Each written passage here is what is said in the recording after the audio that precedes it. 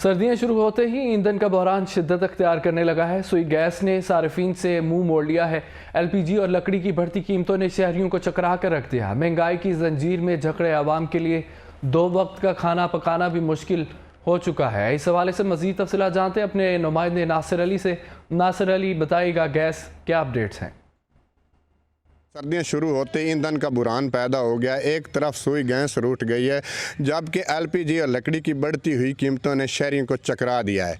महंगाई की जंजीर में जकड़ी आवाम की मुश्किलात कम ना हो सकी। 2 वक्त का खाना तक पकाना मुश्किल हो गया है। मेरे साथ शहरी मौजूद है, बात भी करते हैं। जी बताइएगा, रोज़ बरोज़ बढ़ती हुई महंगाई की वजह से और ईंधन का बुरान पैदा हो गया, इससे आप हुकूमत से क्या मुतालबा करेंगे? जी अस्सलाम वालेकुम। हमारा ये मुतालबा है हुकूमत से कि सर्दियाँ शुरू होते ही जो है गैस वो हमें मिल नहीं रही, वो तो पहले से नहीं मिल रही। उसके अलावा जो एलपी गैस है वो भी बहुत महंगी हो गई है, 300 साढ़े 300 रुपये में।